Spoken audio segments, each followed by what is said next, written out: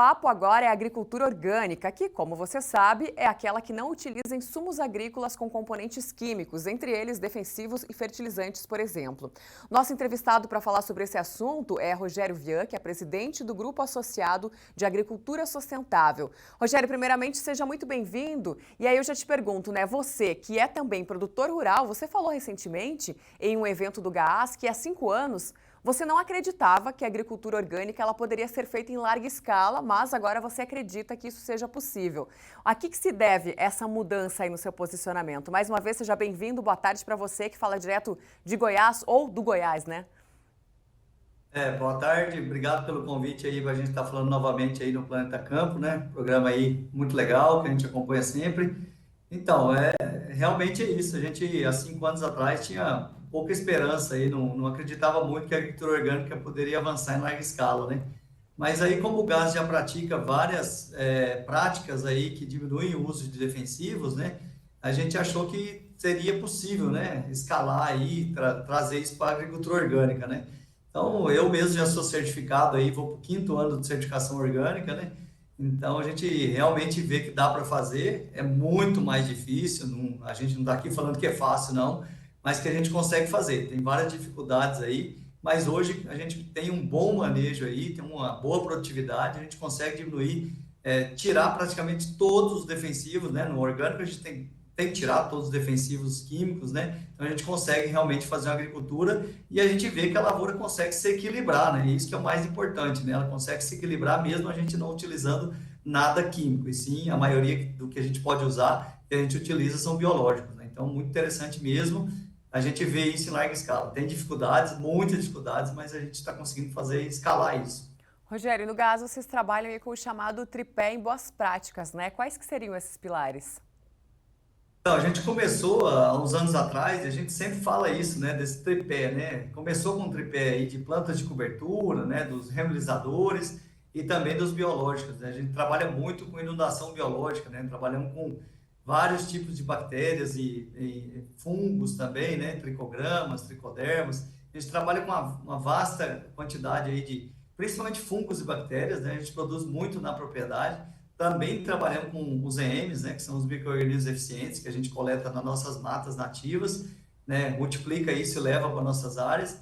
Então a gente trabalha com principalmente com esse tripé, mix de planta de cobertura, os remolizadores, né, fosfatos naturais, calcário também, gesso, mas também trabalha também com a questão dos biológicos, né, de preferência aí multiplicados na nossa própria propriedade, que a gente consegue reduzir bastante o custo, apesar de a gente usar também produtos comerciais, não tem problema nenhum com isso. Ah, legal. Rogério, você comentou, né, na sua primeira resposta que, com certeza, fazer, né, essa expansão da agricultura orgânica em grande escala seria muito desafiador. E eu te pergunto quais que seriam os principais desafios? A falta de equipamentos adequados seria um deles também?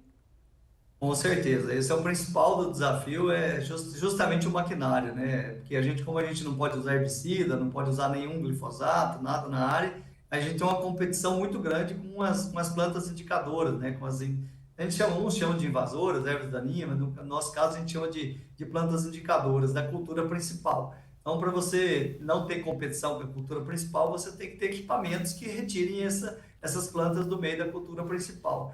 Então, justamente a questão do maquinário é a questão que mais hoje complica, né? Porque você acaba tendo que fazer um plantio convencional, gradeando a terra para poder usar um equipamento de cultivador, né? Um cultivador agrícola, depois usar um equipamento que chama, que você usa no meio da linha também para limpar, né? O meio da linha, acaba que tendo usar também capina manual, né? A gente utiliza muitas pessoas para capinar a área também. Esse é um dos principais desafios. Tem outros desafios, mas o principal desafio realmente são os maquinários. Se a gente tiver equipamentos hoje que fizessem um serviço melhor, que roçassem a entrelinha, né? Em vez de mexer na terra para que a gente faça um plantio direto de qualidade, seria muito melhor.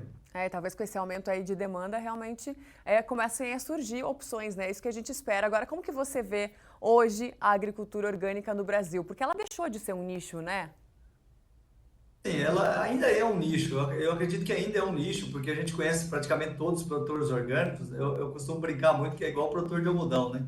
Tem poucos produtores de algodão no Brasil, né? Então é quase a mesma coisa do orgânico. Mas como são amplas as culturas, né? Não é só soja, Então, assim, tem muito produtor orgânico, mas basicamente na agricultura mais familiar, mais com hortifruti, né?